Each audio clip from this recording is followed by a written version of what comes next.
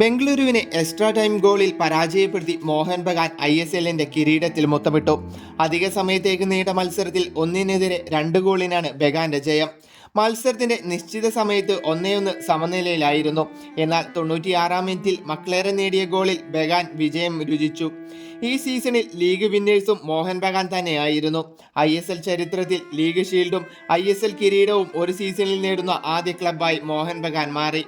നിറഞ്ഞു കവിഞ്ഞ സാൾട്ട് ലേക്ക് സ്റ്റേഡിയത്തിൽ മോഹൻ ബഗാന്റെ ആക്രമണത്തോടെയായിരുന്നു മത്സരം തുടങ്ങിയത്. മക്ലേറെ നയിച്ച മോഹൻ ബഗാന്റെ ആക്രമണങ്ങൾ പലവരും ബംഗളൂരു പൊസിഷനെ ലക്ഷ്യമാക്കി കുതിച്ചെങ്കിലും ബംഗളൂരുവിന്റെ പ്രതിരോധ കോട്ട ശക്തമായി നിന്നു. മറുവശത്ത് ബംഗളൂരു വിട്ടുകൊടുക്കാൻ തയ്യാറായില്ല. ഛേത്രിയും വില്യംസും മോഹൻ ബഗാന് സ്ഥിരം തലവേദന സൃഷ്ടിച്ചുകൊണ്ടിരുന്നു. 20-ാം മിനിറ്റിൽ ബംഗളൂരുവിന് ലഭിച്ച അവസരം മുതലാക്കാൻ ബംഗളൂരുവിന് സാധിച്ചില്ല. ബംഗളൂരുവിന്റെ ആക്രമണങ്ങൾ മോഹൻ ബഗാൻ അച്ചടക്കത്തോടെ പ്രതിരോധിച്ചു.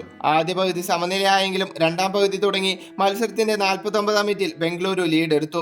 ബംഗളൂരു താരത്തിന്റെ ക്രോസ് തടഞ്ഞ ആൽബർട്ടോയ്ക്ക് പിഴച്ചു. പന്ത് കാലിൽ തട്ടി ബഗാന്റെ വലയിൽ. അതോടെ ബഗാൻ ആക്രമണങ്ങൾക്ക് ശക്തി കൂട്ടി. 72-ാം മിനിറ്റിൽ ബംഗളൂരുവിന് പിഴച്ചു.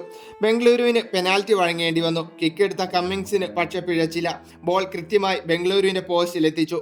മത്സരത്തിന്റെ അവസാന മിനിറ്റുകളിൽ ബഗാൻ ആക്രമണം നടത്തിക്കൊണ്ടിരുന്നെങ്കിലും ബംഗളൂരു ശക്തമായി അതിനെയെല്ലാം പ്രതിരോധിച്ചു. അതോടെ മത്സരം അധിക സമയത്തേക്ക് കടന്നു. എക്സ്ട്രാ ടൈമിന്റെ ആദ്യ പകുതിയിൽ തന്നെ മക്ലേറിലൂടെ ബഗാൻ ലീഡ് എടുത്തു.